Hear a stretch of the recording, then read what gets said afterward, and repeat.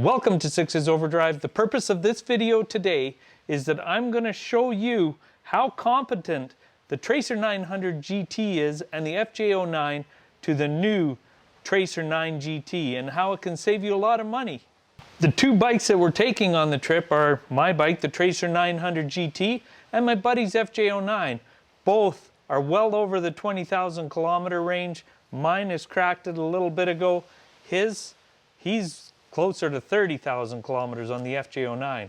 See, I see a lot of people right now trying to decide between if they should go to the new Tracer 9 GT or with these older models. And some people are looking to buy them used or, you know, looking to trade up a little bit from an FJ or the Tracer 900 into the Tracer 9 GT. And I thought I'd tell you how they fare and is it really worth it spending all that extra money to go to a Tracer 9 GT if you can find a good used Tracer 900 GT or FJ09. So while I'm telling you about the pros and cons of each bike, you can enjoy the beautiful scenery of British Columbia, some of the nicest scenery in the whole world, and some beautiful twisty roads as well. And we'll also show you how these Yamis fared and how they stacked up on some of these roads in beautiful British Columbia.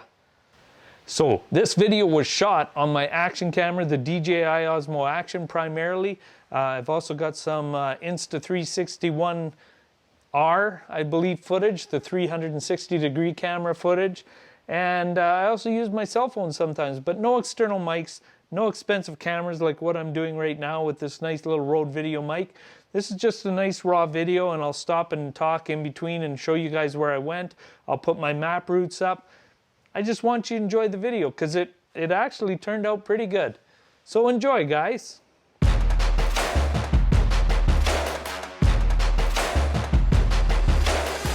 Welcome to Sixes Overdrive, everybody. Well, I thought what better time than to do a review on the FJ09 Tracer 900, Tracer 9 GT family long term than to do it on our annual bike trip. So we're going to try our best to get to the Vancouver area, but there's a lot of fires around. Right now we're just trying to make our way around that. So stick around and see what we think about these bikes. First, we're going to talk about, after the break, is how do they do on these long, boring straight drives? Welcome back to Sixes Overdrive, everybody. Well, we've done our mile munching, and now it's time to get into the mountains and hit some twisties. But one of the most important parts about this Tracer family of bikes is how good do they handle the mile munching, the straight, boring, dull miles. So let's get into it. We're just going to go through everything fast because we got a lot to cover on a long-term review. By the way, sorry that I don't have a Tracer 9 GT here. I have nothing with a lot of miles on it to try out to test the reliability. But let's not forget, these three bikes are essentially the same with some slight changes to the electronics packages. You can't go wrong, it's just what fits in your budget. Let's start out with the windscreens on the Tracer family. Absolutely horrid. They are the loudest windscreens I have ever experienced in my whole life. They're just brutal. Try to find yourself a solution. I and my buddy here have cut ours down. These, by the way, these Tracers and the FJ09 both have over 20,000 kilometers on them now. Next option is the seat. Both seats we find very comfortable. We can put about 400 kilometers on before they start getting uncomfortable in a day. So I think that's about all you can expect from a manufacturer. If you want something different like a sheepskin or something, you'll have to look at that yourself. Luggage capacity. On the Tracer 900 GT, it's a little sparse. I like it. I like to keep my bike narrow and athletic, but a lot of people complained about it, so the Tracer 9 GT is a lot bigger. The FJ, you have to look after your own luggage options, so you're looking at something like a shad bag system. You can get the same bag systems for either of these bikes on that bike, I'm pretty sure. Anyway, I'll check that. Alright, the dash readout. On all three bikes, this is something that people love or hate. The actual easiest to read and everything is on the FJ09. That bike has the most archaic and easy to read dash. It's like that's the one that kind of got it right. If that would have been a TFT display, knocked it right out of the park. If you're looking at an FJ09, I'm not sure what the cruise control options are, but the Tracer 900 GT and the Tracer 9 GT both have phenomenal cruise control options on them, and that just helps a lot. With the FJ09, if you're not going to get an electronic cruise control, you're going to have to settle for something like the old throttle lock systems. Another important thing about the long-term abilities of these bikes is they actually have a center stand. So your chain maintenance and everything during a trip, very easy. Now if there's anything about these bikes that I'm missing, let me know in the comments below and I'll answer your questions directly. I get back to everybody. Of course, the motors in these bikes are their true gem. When they're compared to anything in the class, really good. These bikes are obviously quite a bit more comfortable than a sport bike or a naked bike or anything like that on the highway, but they're not going to be an Aspencade. They're not going to be a full-on touring bike like a K1600, but generally they're very comfortable for long distances. And then when you get into the twisties, you're not driving a big heavy bike.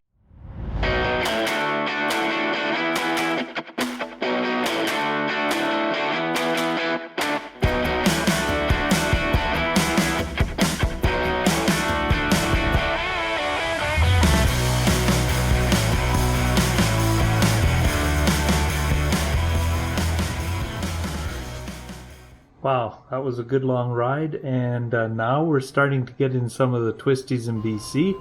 It's getting to be fun. So how are the bikes in the twisties? Awesome. As I said before, these bikes are almost identical. The FJ, the Tracer 900 GT, and the Tracer 9 GT, almost identical. But each year, they kind of get a little more stable in the corners. So this would be, for stability, these bikes would run in between, say, a sport bike. A naked would be a little bit better than these bikes through the twisties. But anything bigger than that, like any of the other cruising bikes, these things will outhandle them like crazy. The only bikes that really beat them, like I said before, are the super sports. So once you get moving, you've got the luggage capabilities, you got everything going. We had a great time. We went from... We're in a little town, what's it called now? Quelsney or something? I'll put the spelling down. And we rode all the way from Dawson Creek. And yeah, it was pretty nice roads. Most of these are sweepers now, and that's where you'd notice the stability of a tuned-in sport bike or a naked or something like that. However, between the three bikes, you'll notice the FJ is a little less stable in a long sweeper. The Tracer gets a little better than that, and the Tracer 9 GT gets even better. They've lengthened them every time with every generations. They've lengthened the swing arms. With the new Tracer GT 9 GT, that one actually has a whole different geometry, and it is a little bit more stable. Not as stable as a Ninja 1000. If you want the ultimate in sport touring, in my opinion, the Ninja 1000 is phenomenal. But another thing for long distances, today we put on another 550k, and I told you the seat was comfortable, but the last time I forgot to tell you that one of the most important parts is how you can stand up on a bike. And on these bikes coming into a town, especially with cruise control or whatever, set it at the speed limit and then just stand up. They're really good. Like, they're like an adventure bike. Adventure bikes won't be as good as these bikes in the corners, and usually don't have the same thrilling engine because the engine is tuned more for low end and down in the dirt. But these, so far, we're having a great time. These bikes are performing really well. You really can't go wrong. As a long-term bike, it's really good. Let's get into some of the things that you might have had to do to the Tracer family by now, by this 25,000 kilometer mark. First of all, the stock tires are going to go on all the models. They don't make I don't think any manufacturer really does good at this, making a tire that can go 15 to 20,000 K and still be a good handling tire. The back tire on the FJ and the Tracer, it went at about 5,000 K. That's about all we got out of them. We put on Michelin Road Pilot 5s, and that solved that.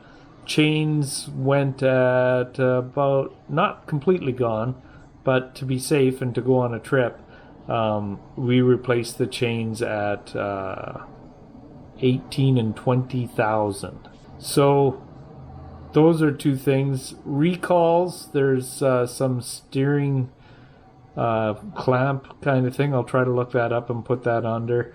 And also the cruise control got recalled, and my cruise control broke before it got recalled. So I replaced it, and then the recall came out and I replaced it again. Other than that, they're Japanese sport bikes, basically. They don't need a whole lot of work to them. They run flawlessly, like I said, over 20,000 K. A lot of people never put that kind of miles on a bike. And these bikes are handling it and doing it fine. Of course, a couple of oil changes, but you know, the bikes are super easy to change the oil on. The filter's ready to get at any second. You drop a pan underneath, put the center stand up and drain her out and refill it again, and it's good to go. So as we get into BC, the roads are going to get twistier and twistier as we get closer to Vancouver Island. Hopefully the fires won't slow us down and we'll be able to get there tomorrow or the day after. So today was avoid the wildfires day today, and man, did it get smoky. Sometimes it's just a haze. You could always see good enough. We stayed away from all the wildfires. The smoke that the wildfires were causing, it was unbelievable. And the weird part is, like what you see now, is there's hardly any haze at all in the air. And there were times where you could, you know, it was just like a really London foggy day. You could barely see the mountains. And then all of a sudden you come around a corner, bam! Mountains everywhere, clear, bright blue skies. Oh, it's fun though. We're hitting the twisties, and these bikes, guys, don't worry about it. If you want twisty eating bikes, the Tracer family is gonna do it in spades. You know, they might not be as heavy as some of the other touring bikes. They might not be as planted in the corners, but one thing they can do is they can rail pretty good. One thing I should tell you, if you really like cornering and you can get over and scrape pegs and stuff like that, there's a little hack that you shave down the rubber stopper on your center stand. Now what that does is that lifts that up a bit. I've hit that a few times, and I'm by no means a cornering machine. I do decent, but when you hit on those, it's not like your pegs where you feel them lift up a little bit. It's solid, and it freaks you out because it's like a bang and a big scraping noise, and then you've lost a little bit of your center stand. So just one knock for them on the really, if you're really into twisties, do that mod, or else remove the center stand altogether, because if you're serious about cornering, you might just push the limits enough and it might hurt you. So tonight we're gonna plan on making it to Squamish so that we can get somewhere near the island tomorrow. So there goes nothing. We've got about 2 hours left till Squamish.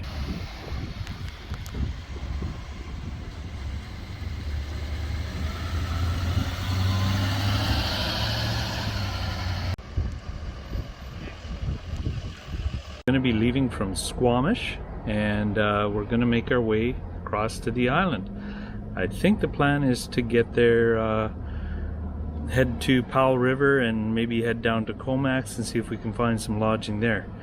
But everything should look absolutely beautiful today. This probably isn't about hurrying so much as it is about enjoying the scenery, enjoying the roads, all that kind of stuff. So it's going to be fun.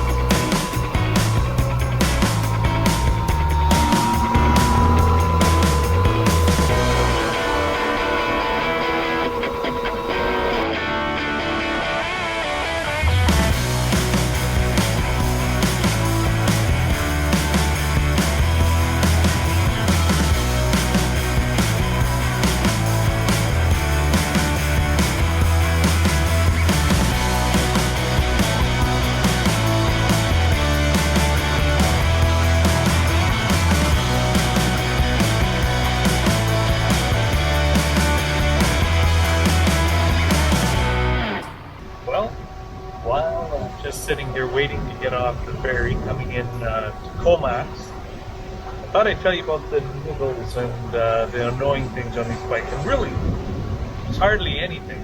Like I mentioned before, windshields are horrible on all three bikes.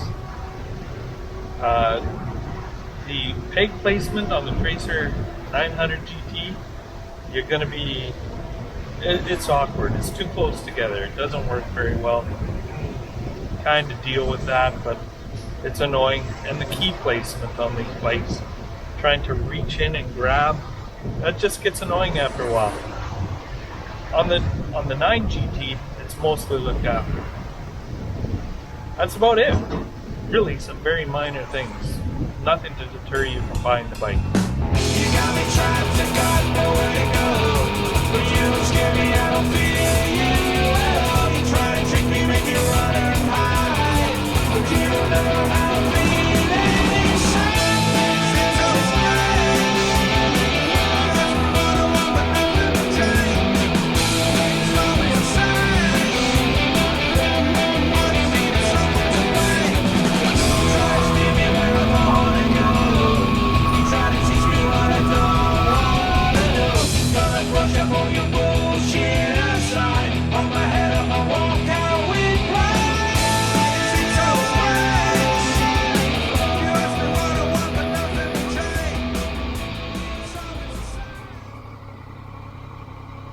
same. We've started the journey home. We're in Hope, BC. Now, if you don't know Hope, BC, that is where they shot Rambo, First Blood, classic movie. But we're gonna head home. But I thought I would tell you guys a little bit of an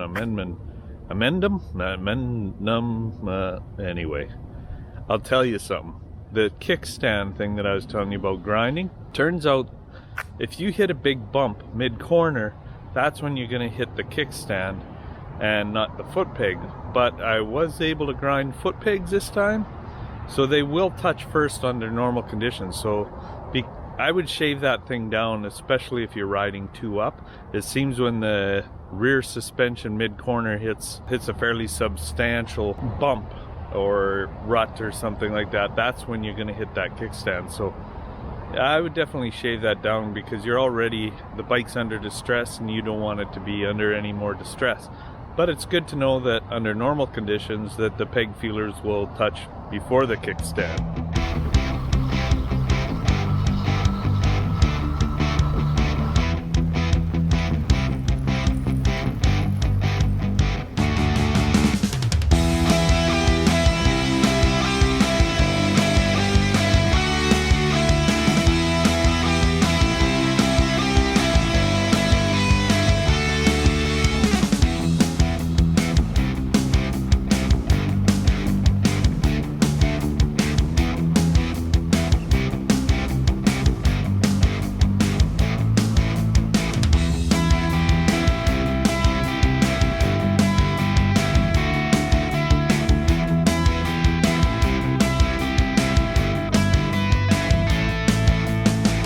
Wow, we did super good till we get to Vernon.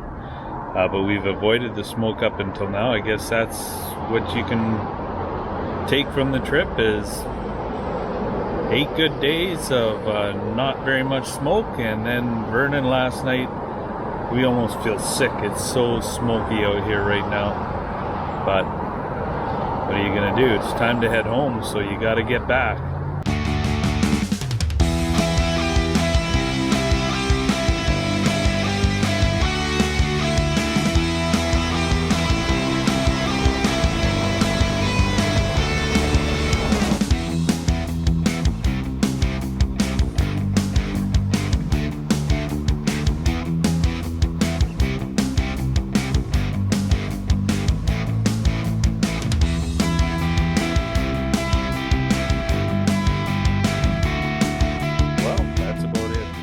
Have to gas up and go regular straight roads. Ty's already left. Man, I'm really surprised at the Michelin Pilot 5s. I started out pretty close to the wear bars and I'm still not 100, like I've got the tiniest little margin, but I think these tires are going to take me all the way home, which will have put on 20,000 kilometers on my rear tire for the Pilot Road 5. That's not taking it easy on that either. So anyway, it's time to gas up, go home. Long straight road now, 4.5 hour drive. I got nowhere to go in no certain time. Trip is pretty much for all purposes done now. Anyway, when we get home, I'll give you a quick sum up of how everything went and how these bikes performed.